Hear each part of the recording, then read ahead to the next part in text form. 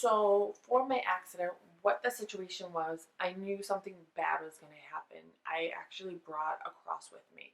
So my best friend and I went to take a road trip to Atlantic City.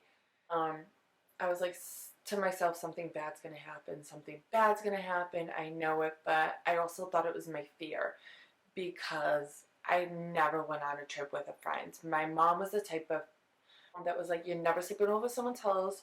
They're not sleeping over here. You don't know, they can steal something. They could whatever. Even though I've been friends with her for like over 5, 10 years, whatever, she just didn't like the idea.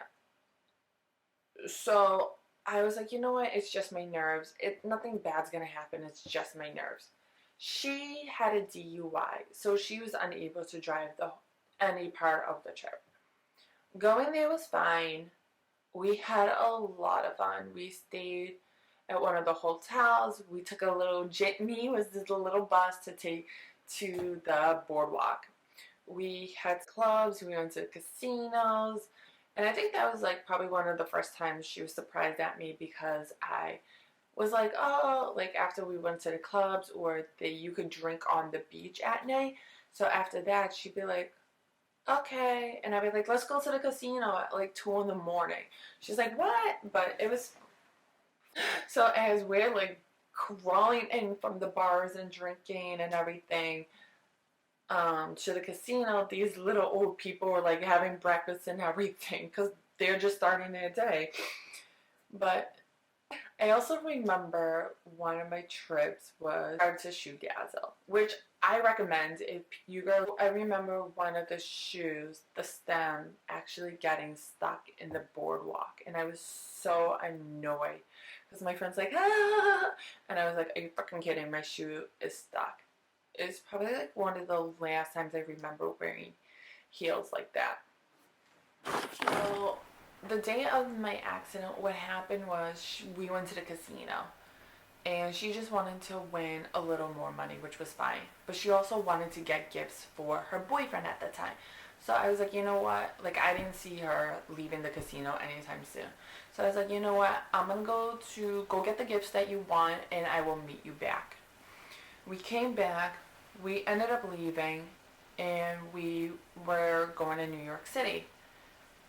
And it was only supposed to be like less than maybe an hour drive. It was so much longer. So say if it was an hour, it was like an hour and a half, 2 hour extra. I was so mad. At that time, it's already nighttime. So the time we get to New York City, I was like, hey, why don't we rent a hotel? So I called up a couple of hotels. They were like over $300 a night. She didn't want to stay because she was getting her license back, reinstated that Monday. And she's like, no, let's just go home tonight. Let's just go home. My mom was like, Mary, the hotel prices are too expensive. Just come back. It'll be fine. Don't worry. So we ended up going to eat at the Hard Rock Cafe. I have a souvenir cup from them. I remember picking up.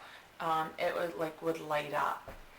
Sorry, Planet Hollywood. Planet. Because Hard Rock I'm not a huge fan of just because of the very, very loud music. And I remember having like a frozen alcohol drink in it. I took a few sips and I was like, I'm done with the drink. Like, here, just pack it up and everything. I don't remember a lot of the accident. So what I was told is like obviously we left New York City and I was getting way too tired. I was like, we're not driving to Boston. I was like, let's drive it to Springfield. It'll save us time, especially we're already backed up in time. So what happened is we ended up. She was like, yeah, that's fine. Don't worry about it.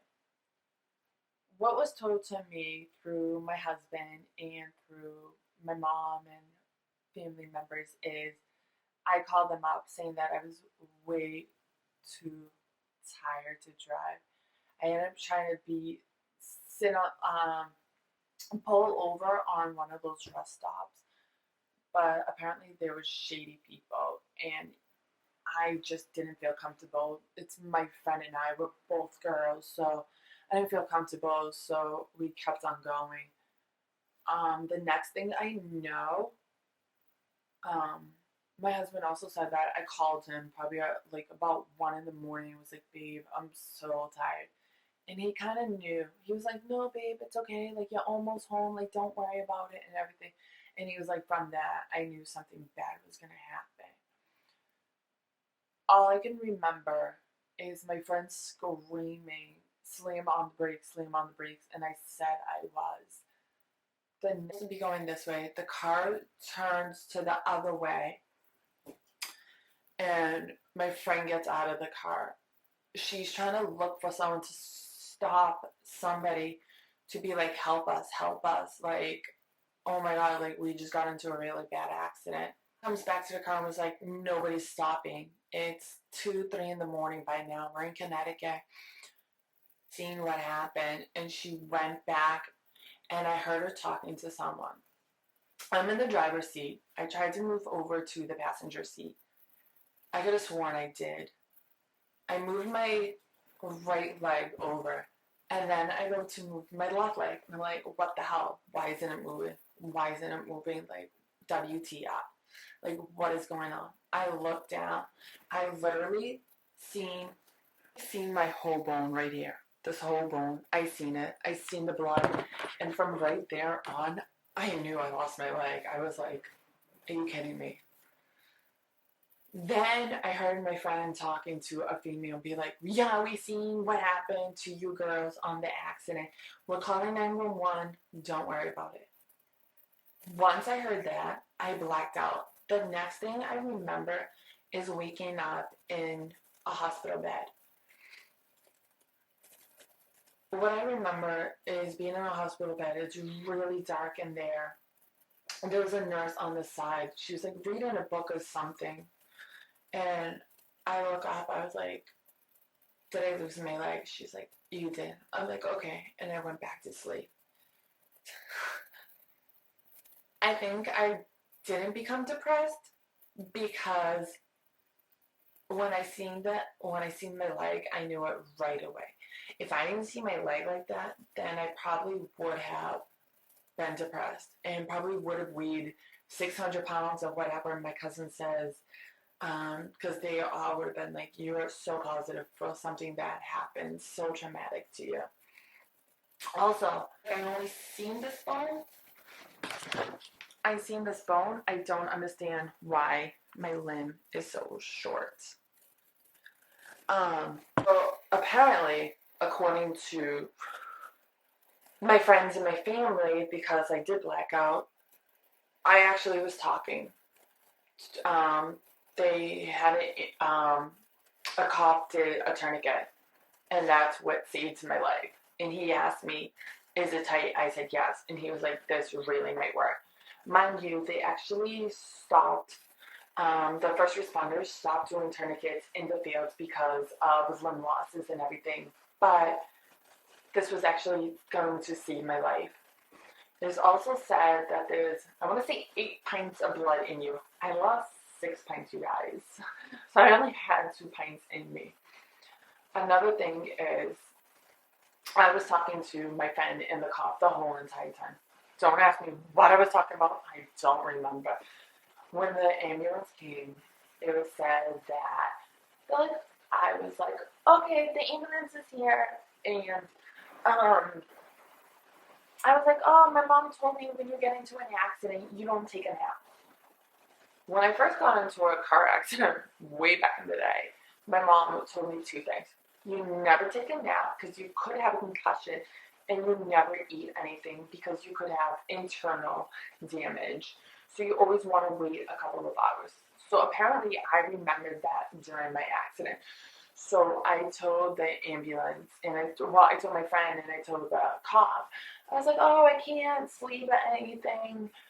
But once the ambulance came, I was like, okay, I'm fine now. I'm going to go take a nap. I don't remember that. Also, it was told to me through my uncle that apparently I'd seen heaven. My grandmother passed away before I turned 16 years old. Because my father always wanted me to have a huge, sweet 16 birthday, and she passed away before that. Apparently, I seen her, and I seen heaven, And apparently I said it like 5 times, according to my uncle. Don't remember that. It could be because A, I don't know whether it happened or not, or B is I really did see it, and it's not my time to know how it looks. And God doesn't want me to know the beauty of heaven. And he also was like, oh yeah, you also were saying that you wanted to stay in heaven, but grandma was like, no, no, it's not your time to come to heaven yet. So I don't know, I'm so weird. I stayed at Hartford Hospital. I was there for a few days. And then I got transferred to Spalding Rehab in Boston. I loved both Hartford Hospital. They were going under construction, so it was a little confusing with all my doctors and everything, my team of doctors. Spalding Rehab, I love so much. I was actually on the wrong floor. So I was supposed to be in the amputee floor, but I ended up being in a spinal injury, I think, because they had no rooms and they were trying to fit me into the hospital. And I think it took them about 2-3 days to get me actually in. Um, so yes, my accident happened on August 9th, 2010, aka 8-9-10. It happened hour from my house, and they say most accident situations, most violent situations like accidents, maybe a shooting or something, is always close by your house, which is scary, ironic, everything in between, frightening. But yeah, at Spalding Rehab, I loved it.